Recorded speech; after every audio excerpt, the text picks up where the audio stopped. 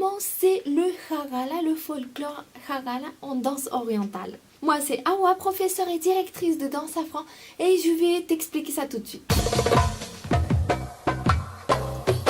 Avant de commencer, je t'invite à passer sur le blog, tu as plein de ressources gratuites, tu as plein d'articles sur plein de choses que je pense que tu vas bien aimer et qui peuvent te servir. Donc n'hésite pas à passer, c'est dansesafran.fr. Alors je te fais cette petite vidéo, je t'explique rapidement en quoi ça consiste, ce que c'est, etc. Et tu auras aussi une autre vidéo donc avec la danse en elle-même. Et si tu vois ça sur YouTube seulement, n'hésite pas à aller sur le blog, je te laisse ici le lien de l'article en lui-même en fait, parce que je te rajoute donc la danse, je te rajoute aussi plein d'images et d'autres choses qui peuvent t'intéresser un peu en rapport avec ça.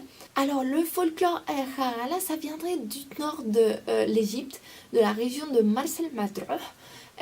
Donc en réalité ça viendrait de là, mais ça se danse aussi en Libye, ça se danse dans d'autres zones d'Égypte, etc. Et c'est un folklore, moi j'adore le folklore en général, c'est vraiment les racines, c'est de là que tout vient, donc je trouve ça très magique.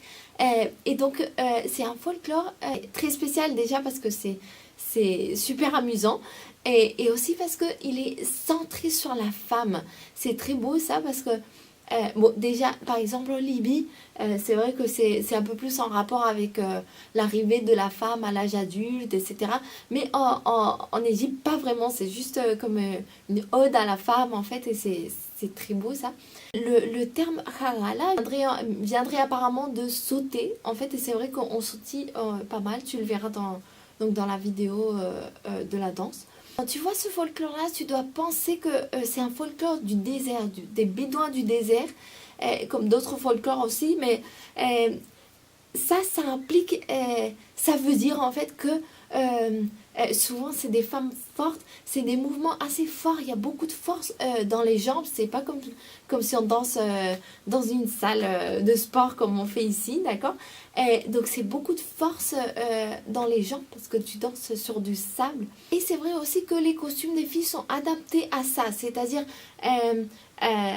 adapté à ce mouvement un peu plus fort qu'il faut faire pour que ça se voit en fait. Ici dans l'article je te laisse quelques images pour que tu vois un peu, c'est des costumes très beaux aussi. Et un truc qu'il faut savoir c'est que disons dans les années 50-60, donc le gouvernement égyptien a appelé Mahmoud Reda ou à monsieur, je t'écrirai un article un peu sur les noms importants que tu dois connaître en danse orientale, d'accord?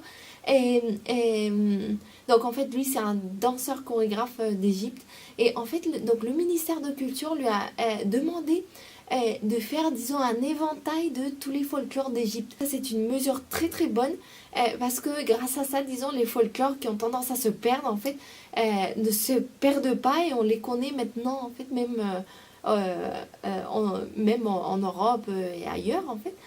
Et donc lui ce qu'il a fait c'est qu'il a pris sa valise, il a fait un voyage partout en Égypte pour voir un petit peu tous les folklores et pouvoir les relier disons aux habitudes des gens, etc.